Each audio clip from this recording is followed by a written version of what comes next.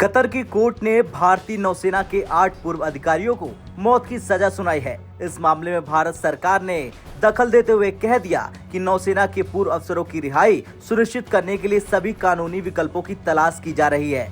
विदेश मंत्रालय ने कहा कि वो नौसेना के इन 8 अफसरों को हर संभव मदद मुहैया कराने को तैयार है। हालांकि ये पहला मौका नहीं है जब कतर ने किसी दूसरे देश के नागरिकों को सजा सुनाई है। इससे पहले इस खाड़ी देश ने फिलीपींस के 3 अफसरों को जासूस करार देते हुए मौत की सजा सुनाई थी।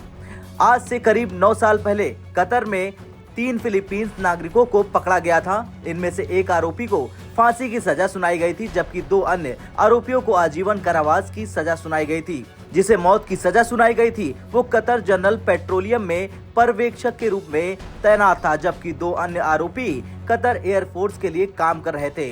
कतर के सुरक्षा बलों ने फिलीपींस के इन तीनों आरोपियों को पकड़ा और इन पर जासूसी करने का आरोप लगाया था। दोहा स्थित कतर की कोर्ट में कहा गया था कि कतर वायुसेना के लिए काम करने वाले दोनों आरोपी कतर पेट्रोलियम के लिए काम करने वाले तीसरे फिलीपीनी नागरिक को जानकारी मुहैया करा रहे थे, जो कि इसे फिलीपींस सरकार तक पहुंचा रहा था। दोनों आरोपी इस काम के बदले पैसे ले रहे थे। ये मामला राष्ट्रीय सुरक्षा से जुड़ा है।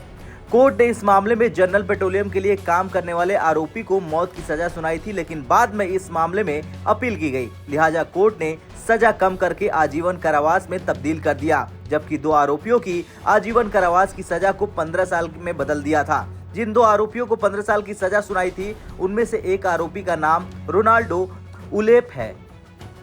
इस फैसले के बाद कतर में फिलीपींस के राजदूत विल्फ्रेड सी सेंटोस ने कहा था कि सजा में कटौती का स्वागत है, लेकिन आगे अपील की जा सकती है, लेकिन अपील नहीं की गई थी। इस केस में सबसे अहम बात यह थी कि कतर कोर्ट ने अपील के बाद मौत की सजा पाए आरोपी को राहत देते हुए उसकी सजा आजीवन कारावास में बदल दी थी। ऐसे में भारत के पास 2 विकल्प है। पहला, भारत इस मामले को अंतर्राष्ट्रीय कोर्ट में ले जाए। दूसरा, इस केस में कतर के अमीर से अपील करे कि अगर संभव हो तो 8 भारतीयों को माफ कर दिया जाए।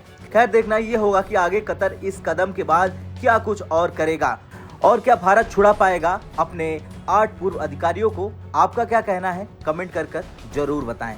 ब्यूरो रिपोर्ट, भारत तक।